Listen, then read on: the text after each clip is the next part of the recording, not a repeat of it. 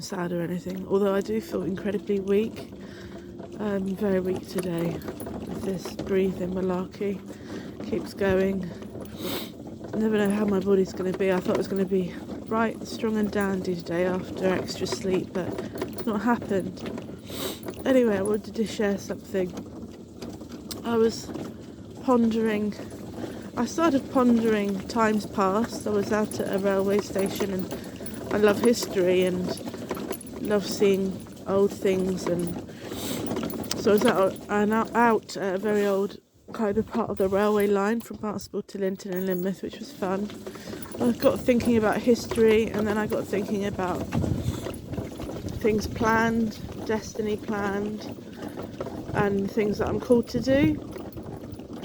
And I remembered that yesterday I was with somebody who was talking, not in a sad way, but they were just talking about how they had been born a mistake. Mum and Dad hadn't planned them, but they'd been born a mistake. And that made me think, actually, there's loads of people that say that they weren't planned, and that Mum or Dad had told them that they were a mistake. They weren't planned at all. And then I was thinking, I was born nearly 50 years ago. Yeah, I was. I'm nearly 50. I'm going to have a big 50th next year, which will be jolly good fun. You know me, I love a good party.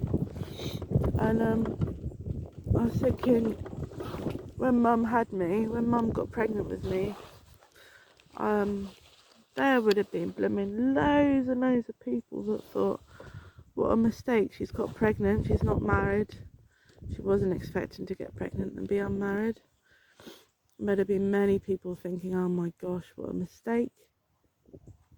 And I know from watching some of those programs like Long Lost Family that if I'd been born in the 60s, there might possibly have been a chance that Mum was put into a mother and baby home and I would have been taken away.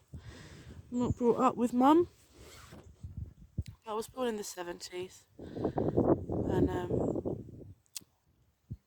even though people would have thought and said she was a mistake, Mum getting pregnant with me, I know for a fact that my life is not a mistake, and that even though I'm nearly 50, there are things that I'm called to do. There are plans that God has for me that He wants me to do.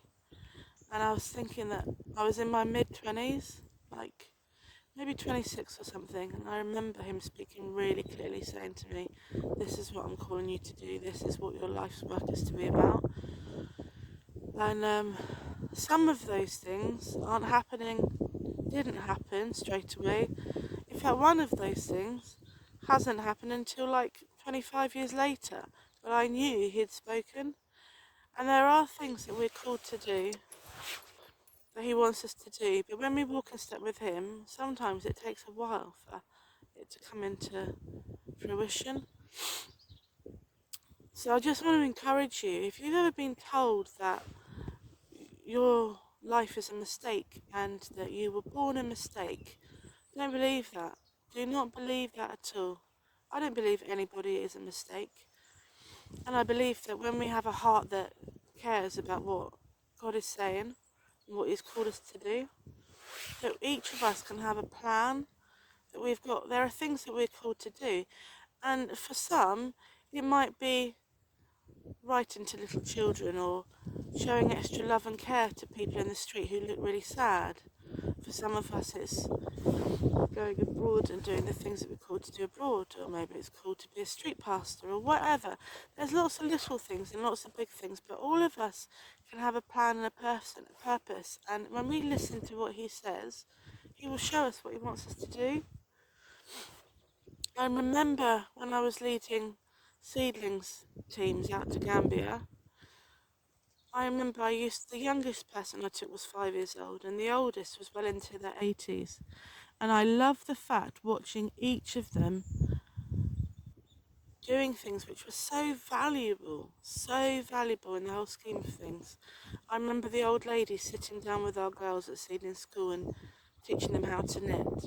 They've probably never forgotten that, our older girls. And I remember seeing our little children.